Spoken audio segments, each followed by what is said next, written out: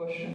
The run defense, having a chance to go back and look at it, have you kind of put your finger on what some of the issues are there? Is it tackling? Is it more than that? Yeah, the thing that's interesting is if you look, over the 5 years that I've been together with Bob, what we've done a good job of is limiting big plays. Limiting big plays in the pass game, which this year we've done a good job of that, and limiting big plays in the run game. Bob's got some statistics that I don't have in front of me, but if you look at a large percentage of our runs, we've played very good defense, but there's been too many explosive runs. So, you're going to get a run against you for 8 yards or 12 yards. You can't have the runs for 35 and 45. Those kill you. They obviously swing field position, they swing momentum, and that's what we're not doing a great job of. And that's just as easy as a guy who's coming up from the second level or the third level that doesn't fit correctly, and now all of a sudden, instead of tackling that guy for a 12-yard gain, now goes for 35. So that's what we haven't done a great job of this year at times, is giving up big plays in the run game. And again, for 5 years, we've done a good job of that. So that's been an emphasis all week long, things that we've talked about, things that we've discussed with our players, with the coaching staff. We've looked at it from every angle. Again, we went back and studied the last 5 years. That's the biggest difference. The biggest difference is the explosive runs. It's not like we're seeing or facing different schemes.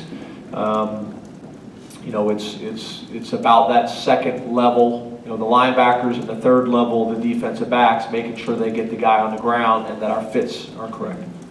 Coach, in facing Michigan this week, suppose they do load up the box like they have been, then you have to deal with Jordan Lewis at corner. What have you seen out of him on film? He's really good. I mean, if you look at some of the analytics companies out there, there's some people that say he's the most productive, best corner in the country.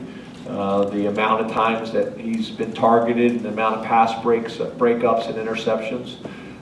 Typically the game plan with them is he's matched up against the best receiver. I read some things and listened to some things with some of the press conference notes where that's a big deal for him. He's not real happy if he's not matched up against what's considered to be their best wide receiver each week. And has done a really good job. Has done a really good job of that. We're expecting to see some of those things this week as well. We have a lot of faith and confidence in our wide receivers the last half of the year. They've really made some big plays for us, been explosive. We're going to have to run the ball. It's not like we can just say you're going to load the box up and we're just going to throw it every down. We're going to have to stay with the run and be willing to take some shots down the field. Probably very similar to a Maryland type game. Where they kind of did the same thing. They loaded the box up and played man coverage and said, you consistently won't beat us enough times to win the game. We're going to have to look for ways to run the ball and be aggressive and not abandon that and stay balanced. Obviously, finding a way to have some success early on offense and defense will allow us to do that, because the last thing you want to do is get in a situation where you're down by some points and now you feel like you have to throw the ball to get back in the game, and you become one-dimensional, which is the last thing you want to do against one of these types of teams. So those things are going to be a challenge, but they're going to be important to our success. What are some of the challenges of preparing for a guy like Jabrill Peppers, who is on the field all the time and is successful when he's on the field from every side of the ball? Well, it's funny because I think Jabrill's a guy that we have a lot of respect for on tape, and gets a lot of attention, nationally and in the media, and from a recruiting standpoint when he came out of high school. You need to be aware of him on offense. He's in there. They're going to try to get his hands on the ball, whether it's as a receiver or as a running back. He is an explosive guy. I mean, you look at his 100-meter times in high school. He's obviously an explosive guy, and he's not built like a track guy. I mean, he is put together. Same thing on special teams. As a returner, is able to impact the game in that area. And then on defense, they play him all over the place. They play him at safety, they play him at nickel, they play him at corner, they play him at outside linebacker. He kind of plays all these different roles for him. But that's kind of who they are on defense. They play a lot of different packages. They match up. So if you're in 22 personnel, they're going to be in a 4-4 defense. You know, they're going to have 4 linebackers on the field and 4 down linemen. You know, you're in 11 personnel, they're going to be in nickel. They match up a lot with what they do. So they got a lot of different personnel packages. He's a part of almost all of them. But he's doing a nice job for them.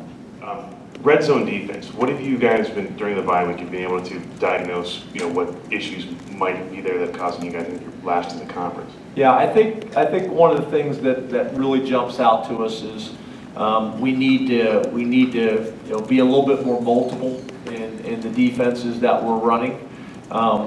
When we do run the defenses, we need to make sure that we're running them the way they're supposed to be run, more disciplined in those things. So I think it's a combination of both, being more disciplined in the defenses that we're running and executing them the way they need to be executed. And then on top of that, I think we need a little bit more variety in the things that we're calling and the things that we're doing. Because it's no different than anything else. If people know you're going to be in this coverage against this formation or whatever it is, then they got a chance to really scheme against it. When you can show different looks and different things to keep people on their toes and keep them a little bit uncomfortable, that's what you want to do. Hi, James. Hey, how are you? Good. How are you? Awesome. You're talking about senior leadership. Christian's the only person at Penn State to be a 2-time captain as quarterback underclassmen. Can you talk about the last 2 years, his leadership, kind of as a surrogate senior? Yeah, I think it's been good. I think last year was interesting because, you know, he was kind of forced into that situation because of just the dynamics of our team. And I think he handled it really well. You know, I remember early on in the season him kind of stepping into the huddle as a true sophomore and kind of everybody looking at him to make the play or provide the leadership or the temperament that the team needed at the time. I think this year he's much more comfortable in that role. I think he was comfortable in that role last year, but maybe not all of it.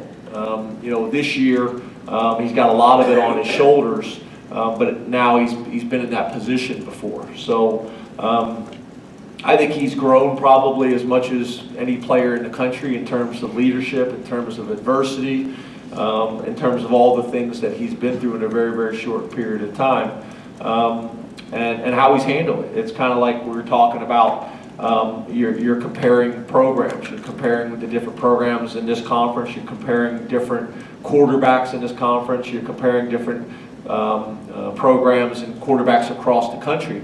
I think whenever you're making those decisions, you have to look at the situations they're in. When you're comparing quarterbacks, you have to compare all the situations and all the circumstances that go into it. I think when you're comparing programs, you have to compare all the situations and all the circumstances going into it. It's not just about the end of the day, you know, the records or the completion percentage. I think if you think about the impact that Christian Hackenberg's had on our program in the last 3 years and where this program would have been without him, I think it's pretty significant. And I think you know, that's the thing to me that probably isn't talked about enough. Everybody just kind of looks at the win-loss record, they look at the recruiting class ranking, they look at the touchdown to interception ratio, the completion percentage, and there's so much more to the story than just that. About individual players, about individual programs, about all those things. And to me, that's the thing that I don't think's discussed enough. Thank you, Coach. We'll be Thank you. joined by